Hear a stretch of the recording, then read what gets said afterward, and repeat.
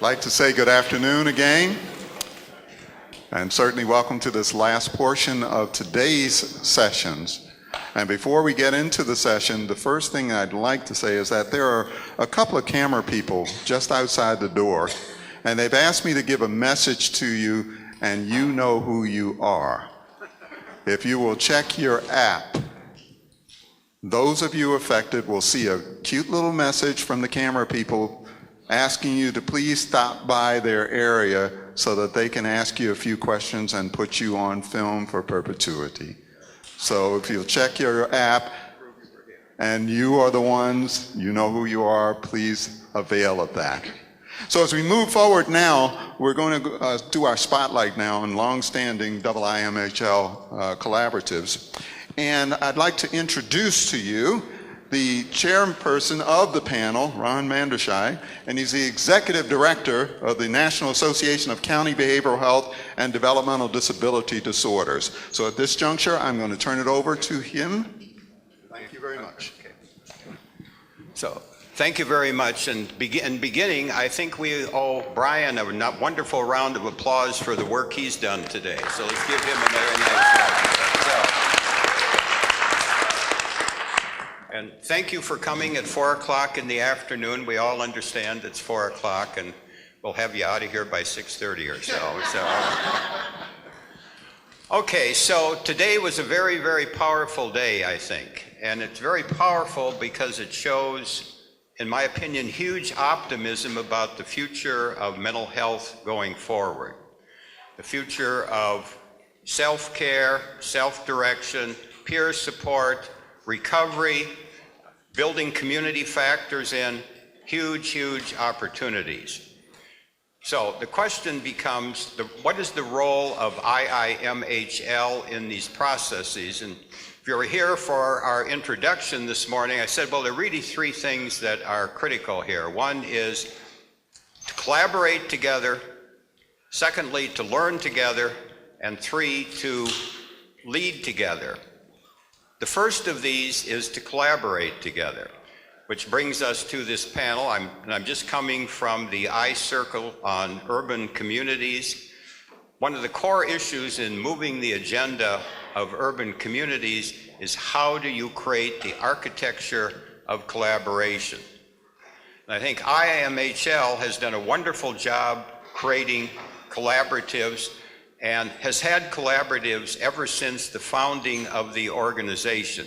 So what we wanted to do today is to invite several of our long-term collaboratives to come and talk with you about several things. Number one, what has been accomplished in that particular collaborative? Number two, how have we benefited from that as a broader community, as the IIMHL community? How have consumers benefited from that?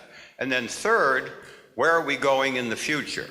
So I'm going to have each of our panelists give a brief introduction of who they are, where they're from, and then say which collaborative they're working with, and then we'll come back and begin working with those questions. So please, Kate, go ahead. So good afternoon, I'm Kate McGraw. I'm the Deputy Division Chief of the Psychological Health Center of Excellence, which is a Department of Defense agency under the Defense Health Agency.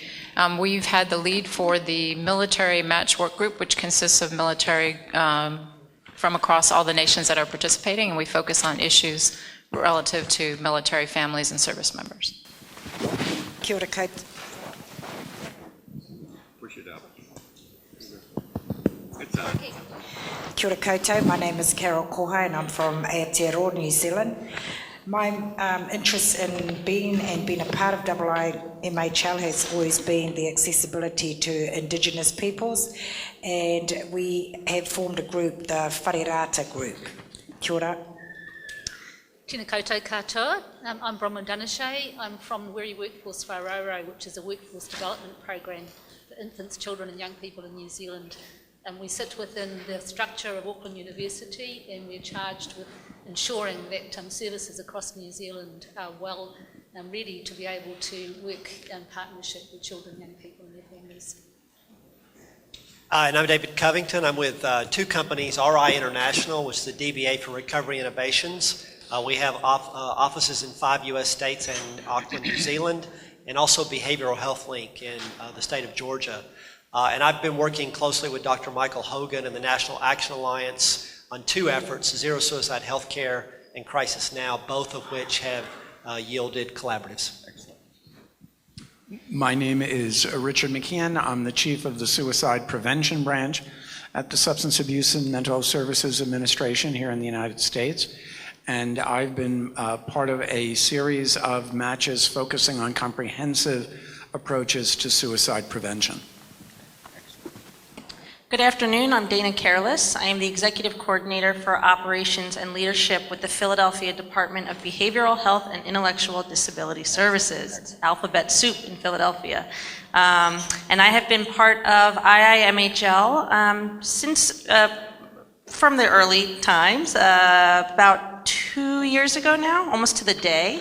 We hosted a collaborative in Philadelphia, and we had about 18 cities or so, and I recognize a lot of familiar faces, and I'm so glad to see so many of you here, and I'm excited to be part of this panel. So excellent. So thank all the panel members here for coming and doing this. Let's go back to our first question. So for your collaborative, what do you assume has been accomplished by that collaborative over the period it's been operating? I'm going to start again with Kate here. Okay, so we've been working together since 2011, so that's a pretty long time. We have a number of different countries that have been contributing. We focused on the mental health needs of service members and families who live in remote or rural areas. That was our first focus. That resulted in a study on the US side and a study at the Australian Institute for Families. And then we published a paper that was a collaboration between a number of different militaries as well. So Richard, how about you? So I think that there's been enormous value in a collaborative approach. We know that suicide prevention is challenging, and so the importance of countries learning from each other is vital. And just one example of that, there have been a series of matches that have focused on this in Vancouver, in Sydney, in Stockholm, and then in DC this time.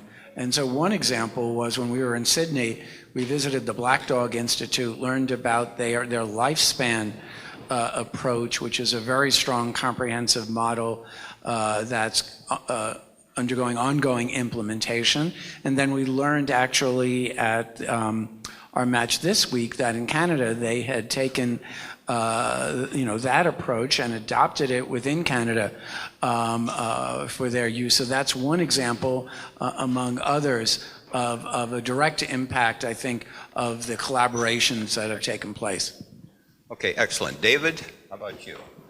So one of the things that's been most helpful is just the networking with pioneers who brought additional content to us. Dr. Jerry Reed and I first, we hijacked, if you will, a match, Janet, you were part of that, with Dr. Keith Houghton in Oxford in 2014. And there was some gentle teasing back and forth between those of us with the Zero Suicide Healthcare Initiative and those who weren't as aware of that work. And Professor Joe Smith, who happened to be a part of that match, and was one of the early pioneers of early intervention services, first episode psychosis care in the United Kingdom, started sort of taking us under her wing and coaching us around social movements and the concept of an international declaration. She and David Shires had used that model, borrowing from some pioneers in the early days of co-management of diabetes, before that was a thing. They used it for first episode psychosis care, which is now a growing worldwide movement. We used that for Zero Suicide Healthcare last year in Rotterdam, and just did the same thing with Crisis Now here in DC. Excellent, excellent. Congratulations on your excellent meeting earlier this week. Let's go on to our second question and give some more people an opportunity to answer. So for the second question, how has the community benefited from the collaborative? How has it benefited IIMHL, or how has it benefited the consumer community or the provider community? And who are we going to start with? This time, let's start with Dana. Thank you.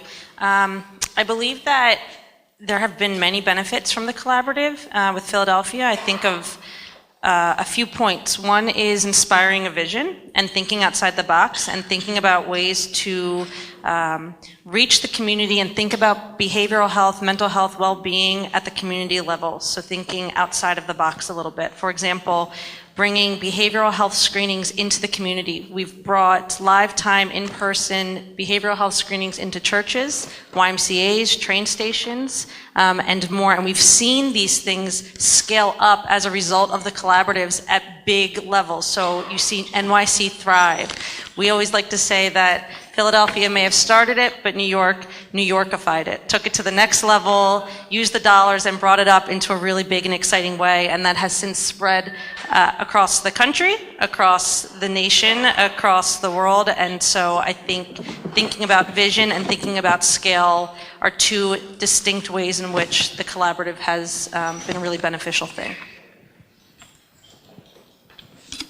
Okay, excellent. So let's go to Bron here. So I've been part of the Child and Youth Match since about 2009, but more significantly since 2011. And there have been so many things that we have actually benefited from internationally and in New Zealand in particular as a result of our match. The core group of people actually still meet from the very first meeting we had in 2009, 3 or 4 times a year via teleconference, and it's a great opportunity to continue and keep alive some of the information and knowledge that we share. Some of the most significant benefits that I can think of are, for me in particular, bringing back a lot of information around school-based mental health programs and how that's really supported the development of those in New Zealand and in Christchurch in particular, where I live. And there's been a number of initiatives in Christchurch that have benefited, I would hope, from the knowledge that I've been able to bring back from the collaboratives. In particular, a school-based mental health program that was implemented a year ago and was able to be mobilised very quickly post-mosque attacks in March. Excellent, thank you. So I want to give Carole the opportunity of doing both question 1 and question 2 because she has such an important collaborative here. So, question 1. What have we learned as a result of our collaboration within Wharirata? Well, to begin with, Wharirata was developed in Aotearoa under the auspice of Sir Mason Jury, and Dr. Carole Hopkins was also part of that initiative. That gave us a huge platform within IIMHL around Indigenous issues, Indigenous concerns. But what we have learned as Indigenous peoples is that our issues and our concerns are the same globally. So the effects of colonisation has had huge impact on us as a peoples. They are impacts that we are still dealing with today. We have a good space within our meetings. Since 2009, we meet every 2 years as an Indigenous group, as well as we have the Wharirata group attached to that. So we developed between us all a declaration which was accepted fully by Fran and also with the board of IIMHL. And last year we also developed an agreement with IIMHL. And that's about always giving space for Indigenous voices, and that's been something that's grown really well. In terms of what have we benefited by this collaboration is the sharing of resources, is the sharing of programs, the sharing of research.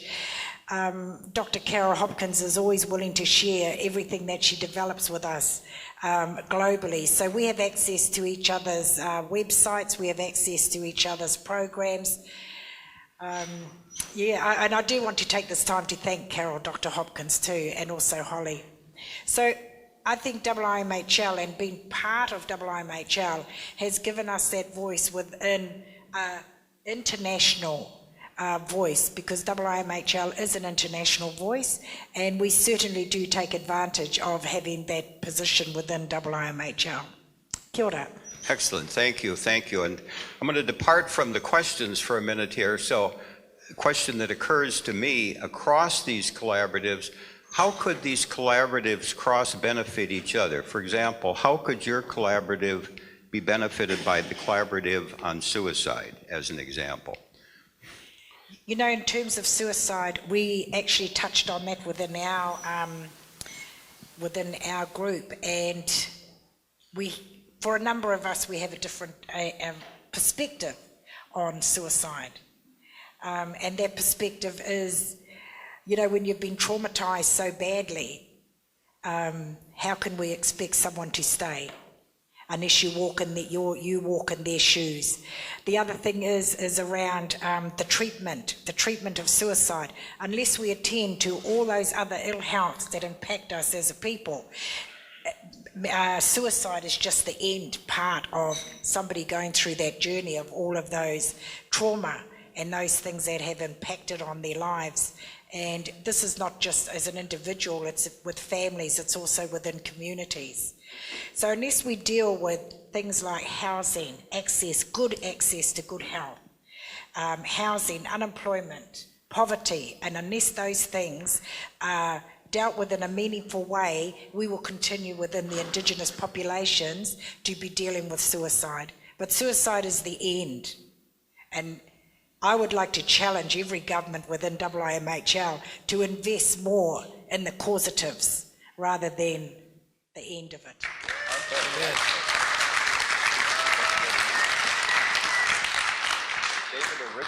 David or Richard? Well, I think that there are opportunities for numerous kinds of collaboration. So in our match, as part of looking at a comprehensive multi-sectoral approach, looking at whole populations at high risk, we had conversations about suicide prevention among Indigenous peoples, which I'm sure only would have been enriched by a kind of cross-collaboration. We had a section looking at suicide among the military and veterans, particularly in the US and Canada, as part of it. That would have fit clearly, with the match that you had done. Numerous nations have been experiencing an uptick in youth suicide, so the connections to children, youth, and families is there. So I think there's tremendous potential for expanding the impact even further by attempting such collaborations. We made a very modest effort by doing a joint opening reception with between our match and David's focusing on crisis services. Obviously, there's a connection between suicide prevention and crisis services. So I think it's a great thing to be thinking about. You know, this issue of trying to solve these complex problems, and if you get the same small group of people in the room over and over again, even if they're exceptionally bright, they'll eventually recirculate the same ideas. And we were desperate to cross-pollinate ideas across cultures and sectors, and Fran Silvestri and IIMHL have been such a powerful platform for that. We haven't been the same group meeting over and over again. This week, Matt, was our 6th meeting. We've had 4 in the zero suicide healthcare space, starting in with Oxford with Manchester, and 2 in the crisis space. And there have been 300 unique individuals attend those summits. About 200 of them have been one time.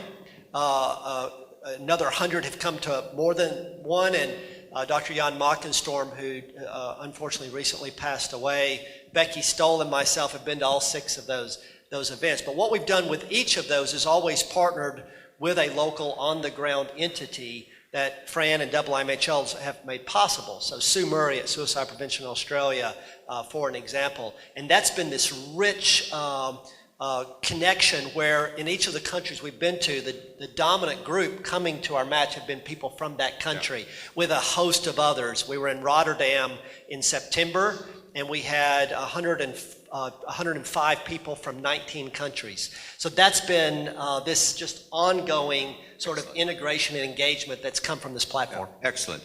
So I also want to give our other 3 panelists an opportunity to comment on this. So Kate, do you want to Yes, I was thinking when I gave my answer, I forgot to say that one of the things that we've learned is that the Department of Defense in particular tends to look within for solutions rather than reaching out to other community organizations. And one of the things that we've had as participants in our match group that are not just military related, so we've had a lot of great ideas coming from the community, not just necessarily being generated through the Department of Defense. And I think that's really a value that's raised my awareness as a leader to really seek that kind of novel ideas to help us think outside the box.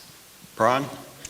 I think for me, actually having the opportunity to attend the presentations post-match, as we've done today, has been really valuable, because I think you get a lot more perspectives that add into that process. And for me, attending the suicide presentation was really important to actually put into that the importance of actually supporting parents and their role in early intervention as part of that process. So I think the way that the structure of these meetings work really adds to that collaborative aspect. Excellent. Dana? Thank you. If okay with you, I'd like to build my response a little bit into this third one, which is about where we should be going in the future. I've been thinking about this question a lot over the past week. You know, there's the obvious answers. We need to be data-driven, we need to be collaborative, we need to be building on what we know works and best practices. I'm not sure how many of you have seen in the news and media, I'm sure some of you have definitely seen this, but there have been 2 high-profile suicides in the past week. The first, Gregory Eels, who was the Director of Counseling and Psychological Services at the University of Pennsylvania. He had been there for 6 months, was brought in to help actually change the culture at Penn, where there have been about 14 at least student suicides in the past few years. And the second, Jared Wilson, a pastor at a megachurch, I believe in California, who was very open about his mental health challenges. And so what my challenge is to my colleagues, my peers, and to all of you in this room is to think about ourselves and about our collaboratives and about our work as beyond just being the helpers. That we know that 1 in 4 individuals live with a diagnosable mental health challenge. If I were to ask this room right now, how many people here have helped someone, right? Everyone's hands would go up. If I asked all of you, how many people here live with a diagnosable mental health challenge, right? But I bet you there's more. We know that at least 25%, at least. I bet you the number's much higher. And until we move beyond thinking about ourselves as just the helpers, we are going to be stuck, I fear, in a pattern. And so I want to challenge in terms of the future, in terms of collaboratives, in terms of where we can go, is to be as candid as we might be if all of us walked in with a broken arm, or 25% of us had a cancer diagnosis, and we really begin to push the envelope in that way. That would be my challenge. Excellent. Thank you. Excellent. So let's move on then to our third question, and give everybody a chance to respond to that. So I'll work in reverse order. Let me start over there, Richard, with you. So if you were looking at the future of the suicide initiative in IIMHL, what would be your vision for the next 2 or 3 years? Well, I think that, first let me say that I think that, you know, the 2 tragic suicides that you mentioned, you know, all suicides are tragic, but I think that part of what was really a struggle were that, you know, 2 people who were very active in efforts to try to prevent suicide had that. And I think that speaks to the importance of making sure that we take care of ourselves, and that, you know, we recognize that we're all human, and that exposure to trauma affects, you know, all of us.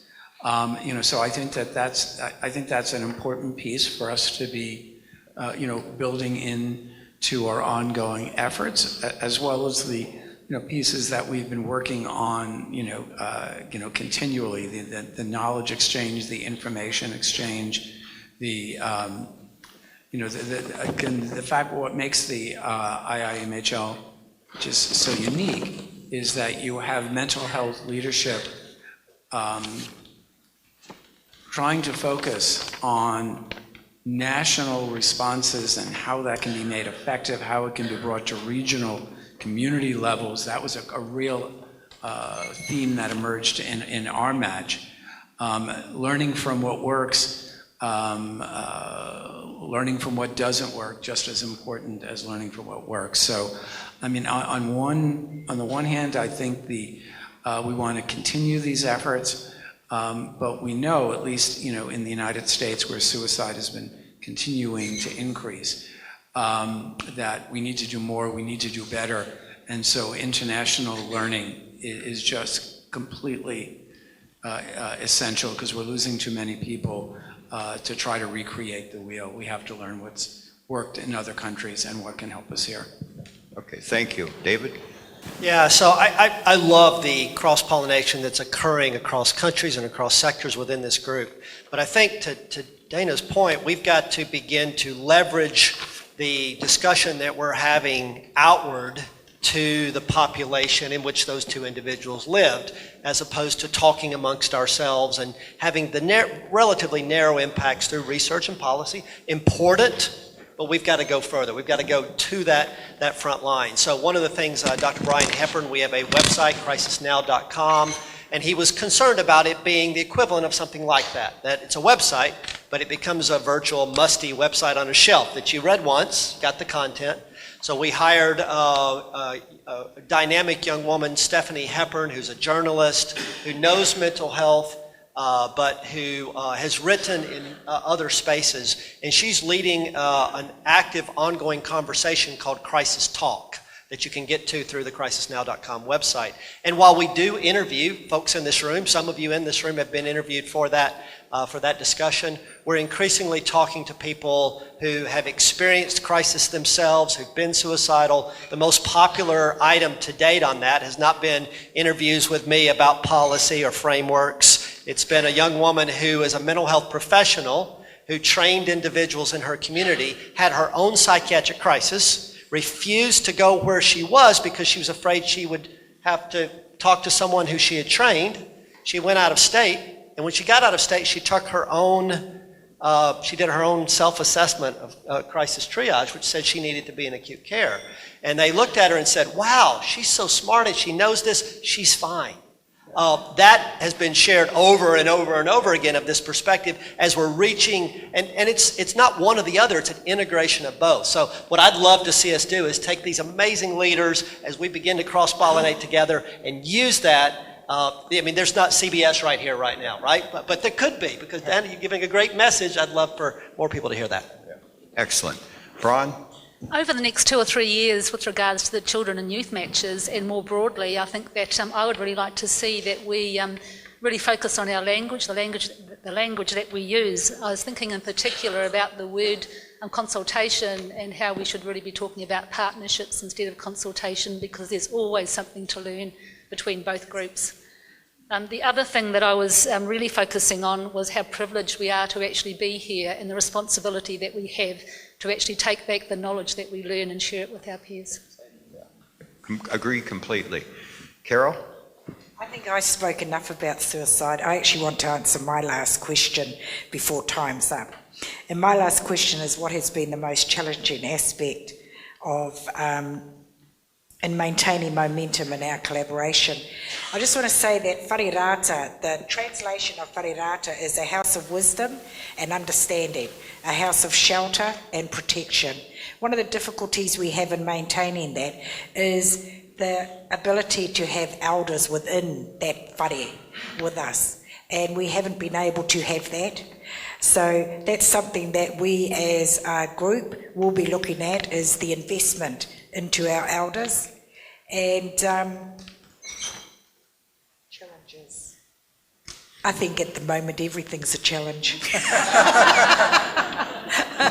And it really is, until we have our own structures, until I'm not speaking just on behalf of Carole, I am speaking on behalf of our group. And these are concerns and issues that have been echoed by the whole group. And it wouldn't be right for me to stand here and sit here and be PC and not represent the group as I should do. So, we face challenges every day of our life. We wake up with those same challenges. So I am sure that with all the work, we have to have non-Indigenous people as our allies, and we have some really good allies, so I want to thank those allies that totally support us in our journeys. Kia ora. Excellent. Kate? So in answer to the question, where should we be going in the future? What does the collaboration look like? You know, the military, we've got goals. And so our work group has actually identified 3 potential pathways, but we haven't decided, so I can't share that with you. But what I want to say is that one of the goals that we've narrowed down does include like eliminating that line between us and them and actually leveraging everybody's wisdom collectively. And that might be the future direction and solution for some of the challenges that we're having, that it's not us on this side artificially supporting ourselves because we're in the profession, giving information to people. It's all of us working together. Yeah, excellent. So collaboration is a huge theme in every one of these answers. So I want you all to start thinking about some questions that you may have. We have microphones out there. Please go up and use one of the microphones. While you're thinking about those questions and going to the microphone, there are a few other individual questions we want to ask. So David, for you, what are you planning for IIMHL Christchurch in 2021? Yes, thank you, Ron. So again, we would never have these ongoing opportunities without the platform of what IIMHL has brought. But last year, we actually broke our zero suicide healthcare match away from IIMHL, partnered with the European Symposium of Suicide and Suicidal Behavior, and we partnered with Deloitte. We were able to raise a very significant amount of funding for that match, which allowed us to scholarship in people from around the world. So we're going to follow that up with a match in Liverpool next May in partnership with Mersey Care, with Joe Rafferty and Mersey Care NHS Foundation Trust. And then in Christchurch, we just announced on Tuesday that we're partnering with Gold Coast Health, with Catherine Turner, with Kimberly Pierce and Diana Grice and company to do our third Crisis Now Global Summit. At the end of that summit, on the back end, where RI is going to host its first Hope and Recovery match kind of summit on that Saturday and Sunday in Auckland. And then we'll follow up in September with our 6th Zero Suicide Summit in Tokyo in partnership with some technology partners there. So we're trying to run 3 different lanes of this and continue using the IIMHL platform. And again, the mentoring and leadership of people like Fran and others to support us has helped us to just catapult forward and bring many more partners together that we would not have had the opportunity to do otherwise. Yeah. Excellent, thank you. So for you, Bron, what are the mechanisms you use to influence change after the matches? Okay, so one of them I've mentioned, that is the teleconferences that we hold every 3 or 4 months, and there's quite a community of people that actually join those now, and they're an opportunity to share information, themes that come from the matches, but also the opportunity for people that have attended matches to share innovations around new practices that they might be implementing within their areas. So I think that would be one of the key things. Really making sure, again, that we take responsibility for working within our own communities to make sure the information is used in a good way. Yeah, excellent, thank you. Kate, what are your major challenges in working on a multinational collaborative initiative? So I think that if I could advise anyone wanting to do this, it takes a lot of energy and dedication and commitment, because the leaders that we have in the room, we are a very mobile international society, and when you're in a leadership role, you move around a lot, and sometimes that affects your ability to maintain over time a long-term collaboration. But I would just recommend try to find a way to make it a part of your structure or your institution so that it's not leadership dependent, the support to be able to continue the collaboration. And Carole, what are the major challenges of keeping the momentum? You mentioned that before. So what are the major challenges in doing that? Just probably keeping in contact with each other, keep building on those relationships that have already been started. You know, if we meet and greet lots of different people at different IIMHL forums, and that's wonderful, but sometimes we do lose some of the momentum that was carried on from the 2 years before that. So, you know, it is about just continuing to build our communities and using the information and the sharing of wise practice that comes out of our IIMHL whareata meetings. Yeah, and they can be quite challenging to, as like you say, we're all busy. Is that telling me to shush?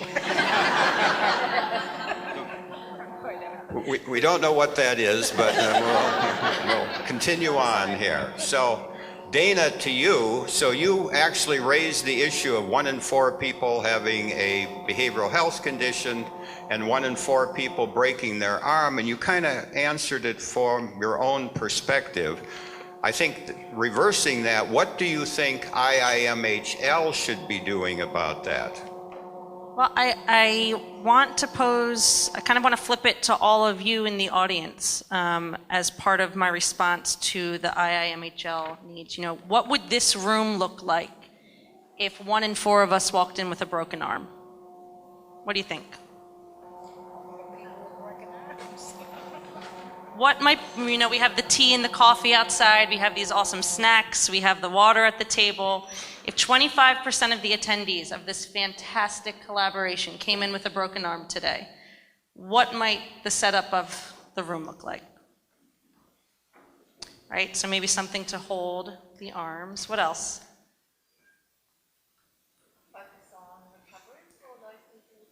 So touching on recovery for those with the broken arm and making sure to acknowledge it or address it.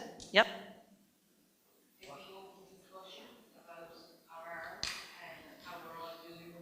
Yeah, a check-in. Concern. Absolutely. What caused it? I love that. Support. Sure. What can you learn from, well, yeah, so that we don't do that. So that, right, exactly. So there's 2 parts to this. One is the support, the openness, the transparency, kind of, it is what it is, it's no big deal. We see it and we acknowledge it, we talk about it and we keep it moving. And the other is learning from it. How do we keep the well? How do we keep our arms from breaking so that the other 75% of us don't need to get to that point? And so my challenge and my response to IIMHL, to all of us, is in every space we're in, is remembering that at least 25%, I like to think of the Eagles Stadium in Philadelphia. You cut that into quarters, oh Lord, that explains a lot about why we're always in the news when the Eagles lose. But, you know, thinking about how we treat one another, how we are truly trauma-informed, how we are walking the walk and talking the talk, that is my challenge to IIMHL, to be as obvious about, even though it's so scary and it can feel really weird, you know, as these 2 tragic deaths this past week, on the week of Suicide Prevention Week kicks off, we are not immune. It does not discriminate. There is no basis for any of that. So that would be my response. Yeah. Excellent. Thank you. So if we take the 25%, that 25% is an annual prevalence figure. The lifetime prevalence figure, and that was quoted this morning, the lifetime prevalence figure in the most recent data would be about 68%. So almost 2/3 of the people in the population will suffer from one of these problems at some point during their lifetime. And so it's actually much more serious and pervasive than even 1/4 of the population. And there are many ancillary populations. As a couple of examples here, I do a lot of work with the intellectual and developmental disability population. Half of the people who have intellectual and developmental disabilities also have a mental illness. People with epilepsy, about 1/3 of the people who have epilepsy have a mental illness.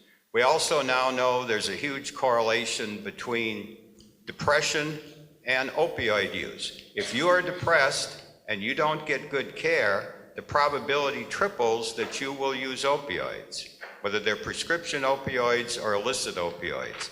If you use opioids, the probability more than doubles you'll develop secondary depression. So there are all kinds of linkages here that engage populations that go beyond the standard populations I think that we talk about here, and that probably has implications in other groups we should be collaborating with, as I think David was pointing out, as we go forward. So we have a little time for questions from the group. Can you please stand up and use the microphone so everybody can hear you?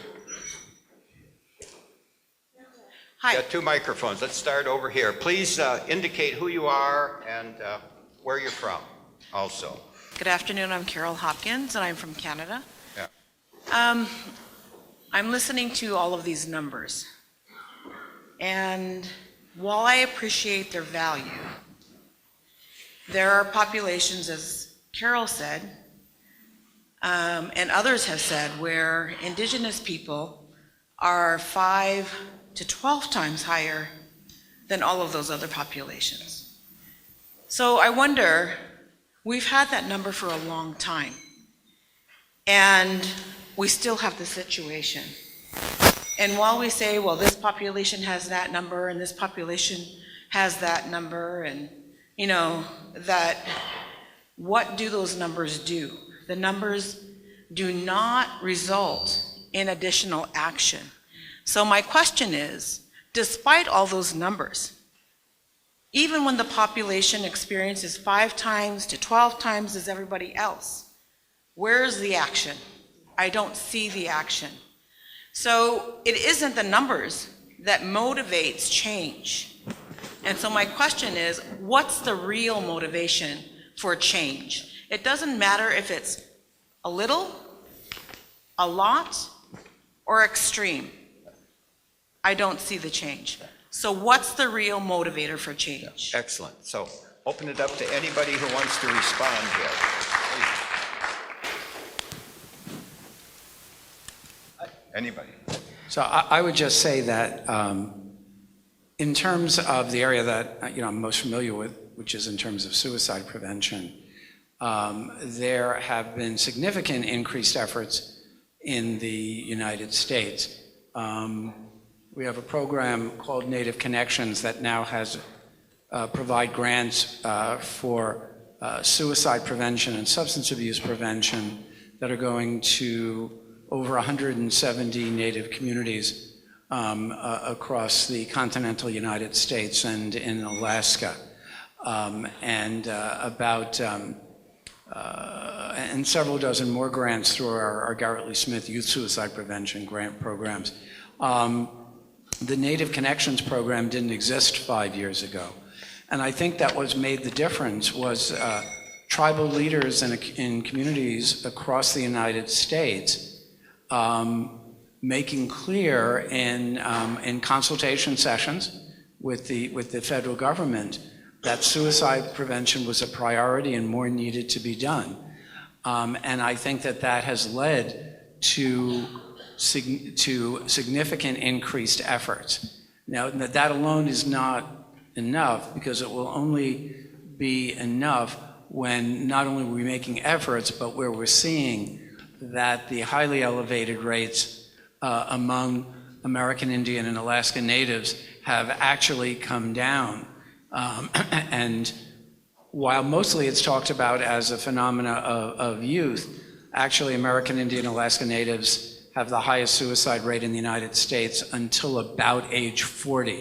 And it's only at that point that Caucasians have a higher suicide rate. So there's a lot more that needs to be done. But I think that the key for increasing the existing efforts to where they are now has come about because of tribal leadership from across the country demanding change. Carole? Kia ora. The motivator for change will only occur when Indigenous are looking after Indigenous.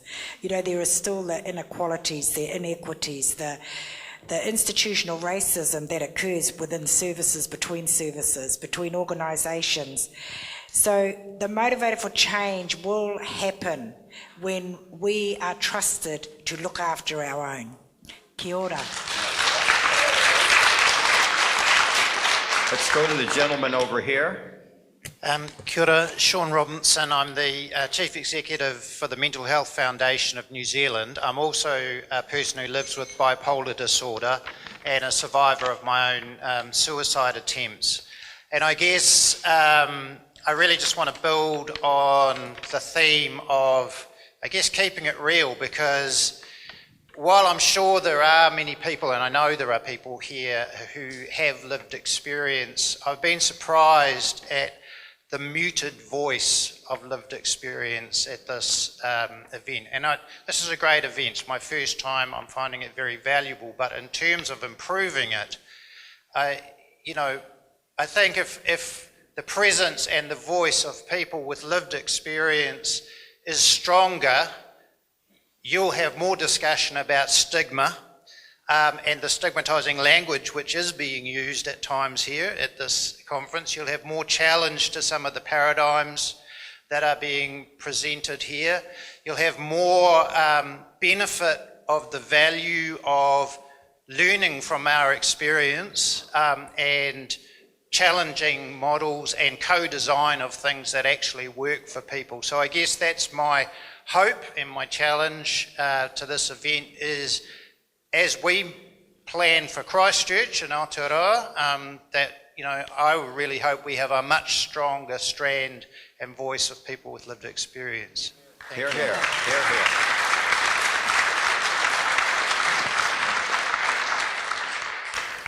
Anybody else here, please?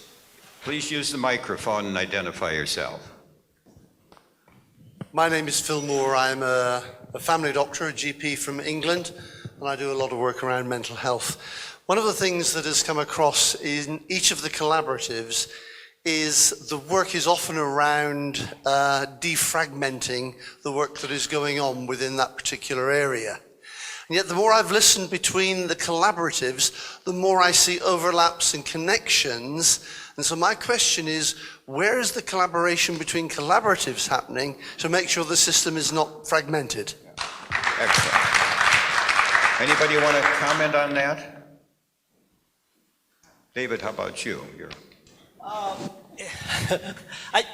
I think we talked a little bit about that earlier on that particular topic, but it just, and Phil has been this amazing partner around, Phil authored the Be the Change report after our first crisis summit in the UK, and the opportunity to sit down with folks from another culture, and initially we think that we don't have a lot to learn from each other because the American healthcare system is so different from the NHS, et cetera, and then finding so many similar sort of dynamics. And I think there's so many in this group that we can leverage. But I want to go back just for a moment to Sean's comment, which I think is just totally transformative. I sometimes give a talk on suicide. Everything I learned about suicide was wrong. And it's based upon this fact. I'm a clinician. I grew up, and I've had psychiatrists and GPs tell me the same. We grew up with a certain amount of training. And then about a decade ago, I started meeting people, and I have met and heard some of Sean's story, Kevin Hines, and I could go on, a host of other people who've helped us to get what's going on in their lives a little bit more. And I think, Dana, you were hitting on something really pivotal about this broken arm thing. The thing about a broken arm is every one of us knows real acutely that we could walk out of here on the way down those stairs and break our arm. Every single one of us. But I'm not sure we actually feel the same thing about suicide. There are many researchers out there right now looking for the gene, the hormone, the risk factors, et cetera, to identify that at-risk group who could become suicidal. The at-risk group who can become suicidal is every single one of us in this room. Every single one of us. And why don't we want to surface that? Because in our current way of thinking about this, in fact, that's not the case. We think about it as this, and I hear it continuously. So this question about what can we do to get the momentum going, we're looking at the reason people want to die, and we don't look at the fit to live.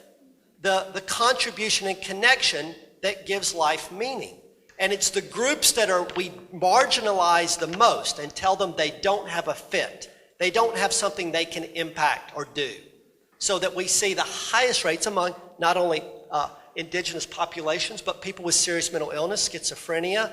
That may be the group we tell as much as any other, there's now nothing for you to do here, and then they struggle. Thomas Joyner's work about the ant who gets injured and can't do its job anymore. The job that it did that connects with its community to make an impact, they isolate themselves, they get very agitated, and they die. So I think for us to make the leap forward, it's recognizing this is about all of us and giving more opportunity for people to find their fit. Excellent. Could I just... Carole, go ahead. Could I just add that within our group, we did talk, around suicide. We did have a number of discussions. And another one of those was about clinical versus culture and the acceptance of culture within the clinical paradigm is not accepted because westernized medicine, westernized practices, they don't accept wise best practice. You know, so that's another barrier for Indigenous people in our ways of well-being, is how do we get clinicians to listen and accept that sometimes we actually know better. Kia ora. Okay, any further comments, questions anybody wants to raise this afternoon, please?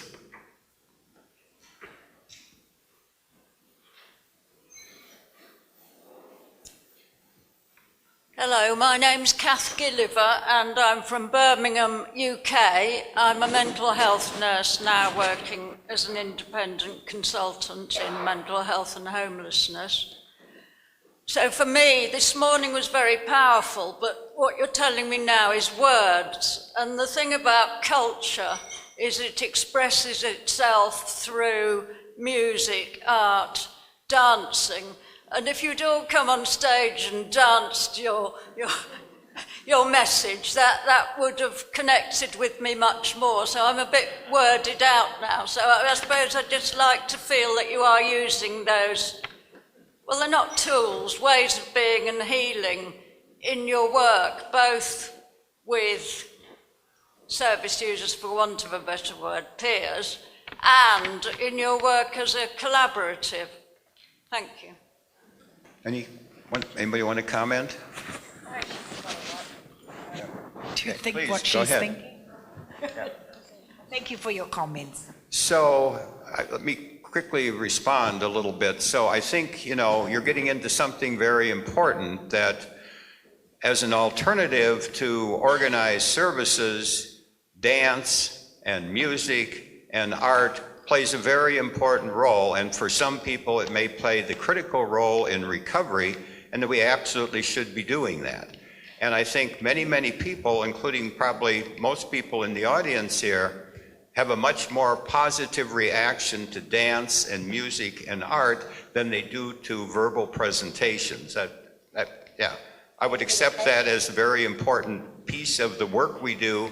And I think that's why IIMHL integrates those elements into the programs. They're very powerful elements. They convey an absolutely huge message to everybody who's participating in the process here. So, Ron, just one quick comment. Kathy's sitting up front here, and many of you were involved in the planning of this, and we go to a lot of conferences. Those 3 presentations that started this morning, unbelievable, just so inspirational. I'd hate to follow that. We are following that, yeah.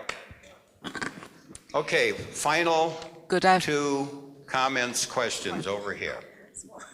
Good afternoon. My name is Aoife Boland. I'm from Ireland. In the health service, I'm an area lead of mental health engagement.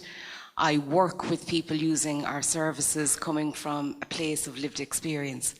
One of the most challenging things for me in my role is something that I could have never foreseen, and that is the unsafe nature where clinicians are not at a juncture, at a point within their professional lives or within their area of work to be able to express their own lived experiences and familial experiences that brought them to the profession.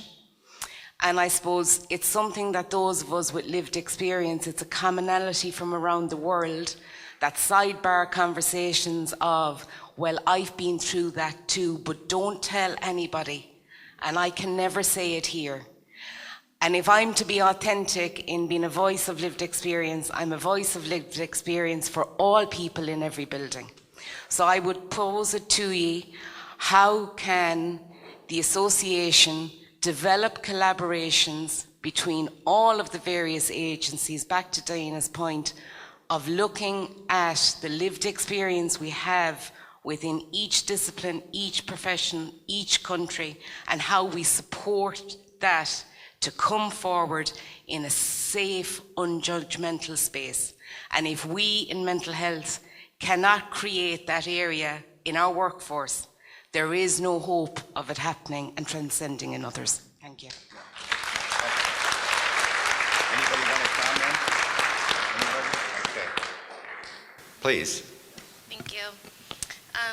into a lot of these spaces as a young person, as a young Indigenous person, and it's often really exhausting coming to these spaces because I find that the conversations are always the same, and the same conversations are always being had over and over again.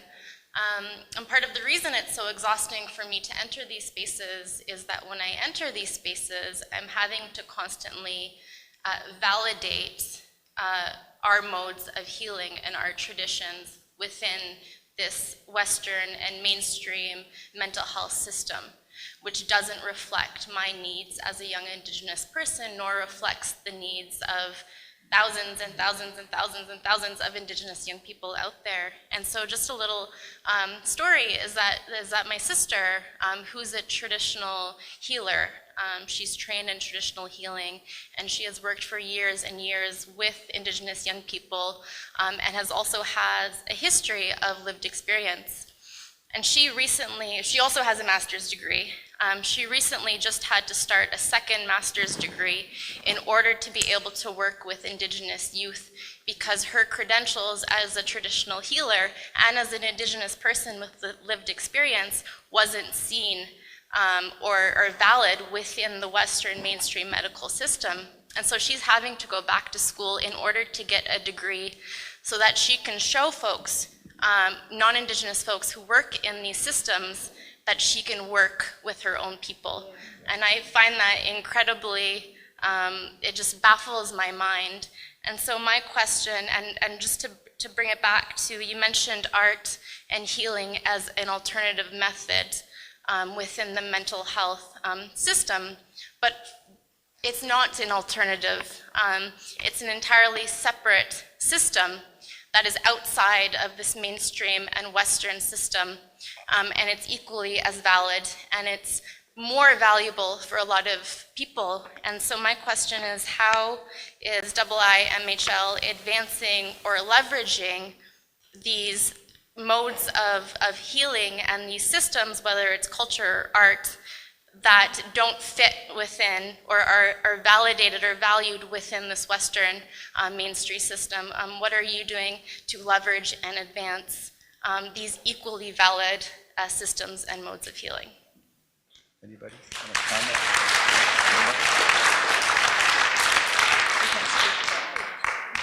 Oh, kia ora, thank you for that. I don't think that's a question for IIMHL, it's a question for the countries within IIMHL. And I just want to tautoko your kōrero, to acknowledge what you're saying. And yes, one day the light will go on and things may change. So there's hope. Kia ora. Just wanted to first thank you for sharing that and your experiences, and I can imagine that's incredibly exhausting and frustrating to be in that space repeatedly. Philadelphia is making strides a bit in those areas. There's a few things that I would point folks to take a look at. For example, the Porchlight series through the Philadelphia Mural Arts Program. There's a terrific video on YouTube, but there's also a great website. But essentially, the Porchlight series is one in which the Philadelphia Department of Behavioral Health and Intellectual Disability Services partnered with the Philadelphia Mural Arts Program to use art as a way to help people with lived experience, persons that we are serving in the community, where they actually contributed to the mural. And there was healing through that, and there were different topics. There's one on suicide that's just unbelievable, and they actually used the faces of loved ones who folks have lost to suicide in this massive mural, and they're all over the city of Philadelphia, so please take a look at that. There are also things called community coalitions. There are actually a number of different initiatives happening in order to support grassroots organizations and to use public dollars in order to sustain those programs and those voices that are often marginalized and not heard. So if anybody has any questions about that or wants to learn more, do not hesitate to reach out. Be happy to share more. Excellent. So I think that the final comment was an excellent comment to close on. I think IIMHL is a place and a collaborative where you can bring that point and you will be heard. And then there will be efforts made to actually bring about change that will address the issue that you've identified. I think until an issue is brought to the surface and gets recognized in the community, there won't be any action. So you are among friends and collaborators here who will be happy to work with you on that very issue. And it's a very important issue and one that's becoming more important over time as all societies become more diverse and so on. So thank you for raising that. Let us begin to close here. So I want to thank all of you for coming and staying with us for the whole hour. I'm sure we're going to have as heavy duty a day tomorrow as today. So Brian, what time do people need to be here tomorrow? We begin at 8:30. Oh, Holly's coming up. Okay, so Holly's coming up and going to, so let me thank the panel now. Let's give the panel a wonderful hand here.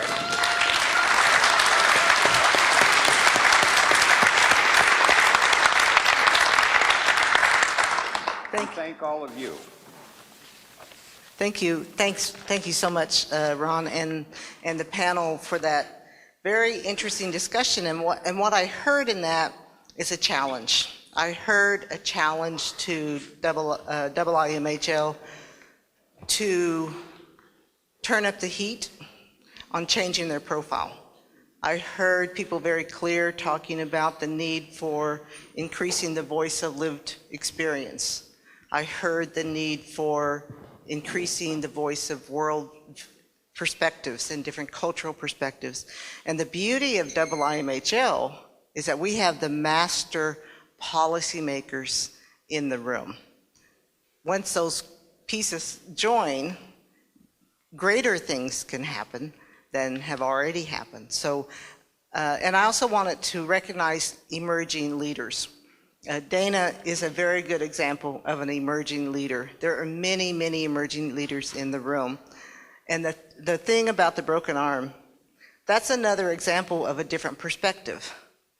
People like myself, as an example, who used to love to write 40, 50, 100-page documents, we don't think about broken arms because our minds are trained to think more bureaucratically, and that's where emerging leaders and different voices of lived experience and different cultures come into play, because that helps us move back into the future reality and the role that IIMHL can bring to help promote those changes that are needed. So with that, we're done for the day. Wish you all a great evening. There is no activities this evening other than your own private networking and fun. We'll see you all back here in this room in the morning or outside at 8 a.m. for coffee and tea, and back here in this room for an on-time start at 8:30 in the morning. Have a good evening.